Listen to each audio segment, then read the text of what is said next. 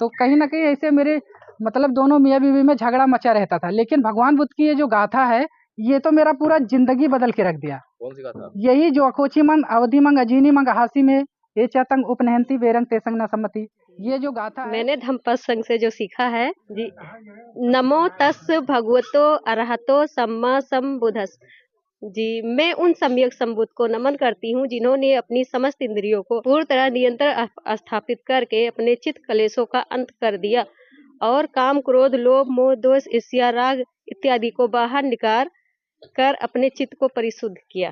ओकाश वंदामि भंते द्वारतेन मया कत्तंग सब्बन अपराधन खमतु में भंते।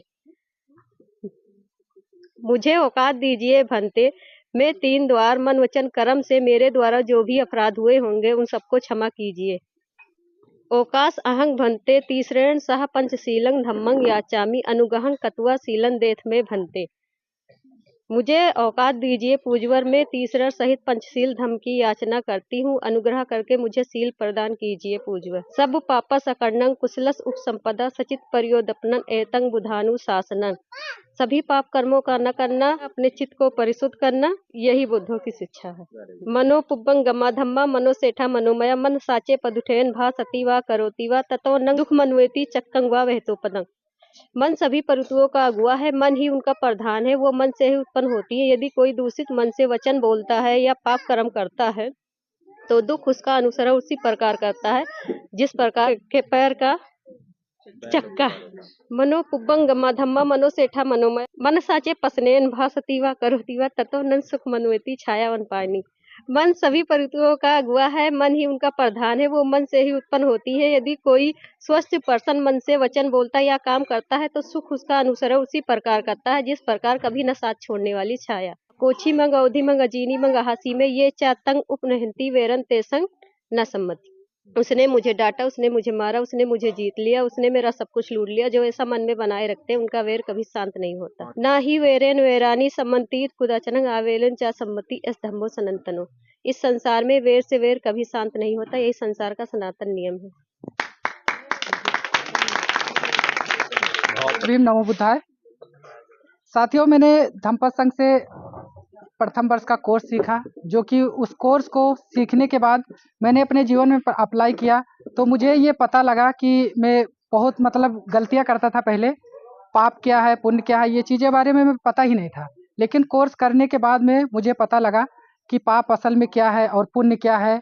तब से मैं अपने जीवन में निरंतर उस कोर्स के माध्यम से मैं पुण्य यानी कि जो कुशल कर्म है उसको करने के लिए प्रयासरत रहता हूँ हमेशा। बाई चांस कभी हो जाता होगा जो कि अनजाने में, लेकिन मैं तुरंत अगर हो भी जाता है तो उसको मैं सुधारने का काम करता हूँ कि आइंदा आगे से ऐसा ना हो। जैसे कि मैंने धम्मपद संघ से सीखा, जो कि मेरे घर में हमेशा होता था कि अकोची मंग अवधि मंग अजीनी मंग हासी में ए चतंग उपनहंती वेरंग तेसंग न सम्मति, कि उसने मुझे मारा, उसने मुझे डांटा, उसने मुझे जीत लिया, उसने मेरा सब कुछ लूट लिया। जो व्यक्ति ऐसा अपने मन में बनाए रखता है उसका वेर कभी शांति नहीं होता।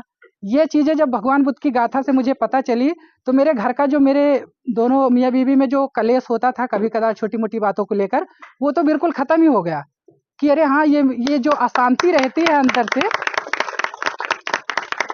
ये जो चित्त जो है मेरा शांत क्यों नहीं रहता। लेकिन जब भगवान बुद्ध की इस गाथा को माना कि भगवान बुद्ध की कही हुई बातें हर एक चीज़ प्राकृतिक है, क्योंकि जो कोई भी व्यक्ति भगवान बुद्ध को बात को मानकर उस पर चलना प्रयास करे तो वो उसके लिए भी कल्याण रहेगा और घर में जो कलेश होंगे, जो दुख आता है जिन बातों को लेकर, वो समाप्त हो जाता है। तो ऐसे ही जब मुझे पता चला कि एक मनुष्य जो पाप कर्म करता है 3 द्वारों से, मन वचन कर्म से, तो जैसे ही जब पांचवी मैंने धम्मपद की पहली यानी कि पाणा अतिपाता बेरमणि सिक्खा पदंग समाधियामी, ऐसे ऐसे जब ये सारी जो 5 सील हैं इसको जब मैंने याद किया तो मुझे पता चला कि एक मनुष्य यानी कि जो शरीर के माध्यम से, ये जो काया है, ये जो शरीर है, इसके माध्यम से कितने पाप कर्म करता है। तो ये चीज़ें मुझे पता चली। तो मैं मूल एक बात बताना चाहूँगा कि जो कि सबसे महत्वपूर्ण है, जो कि है सब पापस्य अकरणं कुशलस्य उपसंपदा सचित्त परियोदपनं एतं बुद्धानुशासनं, कि सभी प्रकार के, चाहे किसी भी प्रकार को, जब व्यक्ति जान लेता है कि पाप कर्म क्या है और पुण्य कर्म क्या है, तो वो व्यक्ति के लिए है ये कि जो है सभी प्रकार के पाप कर्मों का ना करना, पुण्य कर्मों का संचय करना और अपने चित्त को परिशुद्ध करना, यही बुद्धों की शिक्षा है। तो ऐसे ही ना। हाँ, थोड़ा मैं थोड़ा त्रुटि हो रही है क्योंकि मैं भावुक हो रहा हूँ कि सभी प्रकार के पाप कर्मों का ना करना, सभी प्रकार के पुण्य कर्मों का यानी कि अच्छे कर्मों का करना, यही बौद्धों की शिक्षा है। ये ऐसा है यानी कि जब व्यक्ति जान लेता है कि पाप कर्म क्या है, पुण्य कर्म क्या है, तब फिर वो व्यक्ति पुण्य कर्म की ओर बढ़ना स्टार्ट कर देता है। ऐसे ही है। और कुछ घटना सुना दो जो अपनी घटना घटी। अच्छा, वो एक घटना है वो जो कि पूरा रियल है मेरे जीवन का। जब मेरी शादी हुई थी, मैं आपको बताऊं। गवाह भी होंगे। हाँ, गवाह तो सभी लोग हैं यहाँ पे, कोई वो नहीं है। आप सभी को पता होगा जो यहाँ पे मेरे बारात गए होंगे मेरे शादी में, तो किसको लेकर कि हाँ मेरी इज्जत नहीं हुई, वहाँ पर कोई दिक्कत रही होगी भाई। उनकी बुकिंग किया था, नहीं बैठने को मिला, कोई दिक्कत हुआ, तो इस वजह से मुझे मेरे दिमाग में एक गांठ सी बन गई थी कि मैंने कुछ भी नहीं मांगा था, केवल यही मांगा था कि हाँ अपनी बेटी को एक साड़ी में विदा करना है, बाकी मैं दहेज की मांग नहीं कर रहा हूँ, लेकिन कम से कम मेरे जो बाराती आएंगे उनकी जो है इज्जत कर देना, इतने के लिए यही सारी बातें थी। उसके बाद में जब घर पे आया तो उसी की मुझे खुंदक थी, मुझे थोड़ा बैठने को नहीं मिला इस बात को लेकर। तो कहीं ना कहीं ऐसे मेरे मतलब दोनों मियाँ बीवी में झगड़ा मचा रहता था। लेकिन भगवान बुद्ध की ये जो गाथा है, ये तो मेरा पूरा जिंदगी बदल के रख दिया। कौन सी गाथा? यही जो अकोची मंग अवधि मंग अजीनी मंग हासी में ये चतंग उपनहंती बेरंग तेसंग न सम्मति, ये जो गाथा है, इससे मुझे ये पता चला कि कोई भी व्यक्ति अगर किसी भी बात को गांठ बनाकर रखता है अपने मन में, तो वो व्यक्ति दूसरों को क्या, अपने घर परिवार में भी अशांति रहेगा, और वो स्वयं से अंदर से भीतर से ही तिल तिल वो मरता रहेगा, एक हिसाब से उसे सुख मिल नहीं पाएगा। यही सारी चीजें हैं। तो आदरणीय संघ, इसके साथ में क्योंकि समय ज्यादा हो गया है, मैं आदरणीय वकील साहब को मौका देना चाहता हूँ। कैसा फील कर रहे हैं आप? बहुत अच्छा, मुझे लग रहा है कि मैं एक आकाश में उड़ता परिंदा, जो कि मैं किसी के बंदिश में नहीं हूँ, ऐसा मैं फील करता हूँ। ना ही मुझे कोई मतलब रोक ही नहीं सकता कि कोई या परंपरा हो या कोई भी रीति रिवाज हो या किसी भी चीज का, बिल्कुल स्वतंत्र आजाद, ऐसा मैं फील करता हूँ। तो अब गांव वालों को क्या संदेश देंगे?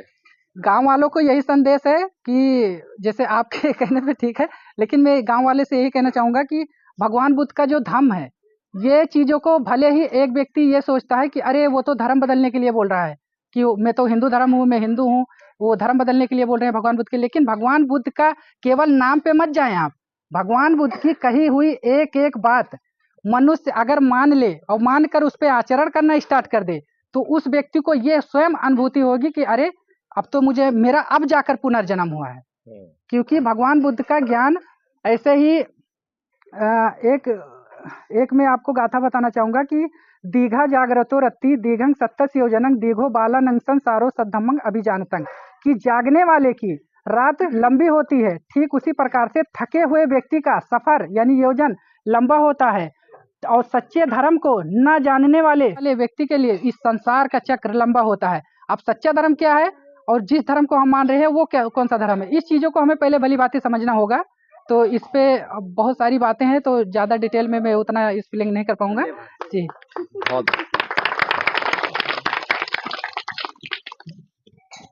देखिए, आपके गांव में जो है आदरणीय आचार्य कपिल देव जी, आदरणीय आचार्य आरती बौद्ध जी पूरी तरह से जो है आपकी सेवा में तैयार हैं। अब समस्या ये है, यदि कोई व्यक्ति अपनी सेवा करवाना ही ना चाहे तो उसकी सेवा नहीं की जा सकती। एक बार की बात है कि मान्यवर साहब कांसीराम जी कहीं से जा रहे थे, एक गड्ढे में जो है 4 कुत्ते के पिल्ले पड़े हुए थे, तो उसमें से एक पिल्ला जो है बाहर निकलने की कोशिश कर रहा था। तो साहब ने गाड़ी रुकवाई कि रुको भाई, थोड़ा सा उतर कर गए और जो कुत्ते के पिल्ले को, उसको खाली एक पिल्ले को जो निकाल के बाहर रख दिया और गाड़ी में बैठ गए और चलते बने। अब ड्राइवर सोचने लगा कि भाई ये क्या हुआ, वहां तो पिल्ले जो है 4 थे, एक ही को निकाल के बाहर रखे आए हैं साहब, बाकी को छोड़ दिया, ऐसा क्यों किया? तो उससे रहा नहीं गया, पूछ लिया। तो साहब बोले कि भाई जो एक पिल्ला था उसी को बाहर निकलने की आवश्यकता महसूस हो रही थी, वही छटपटा रहा था, वही प्रयास कर रहा था, बाकी तो गड्ढे में मजे मार रहे थे।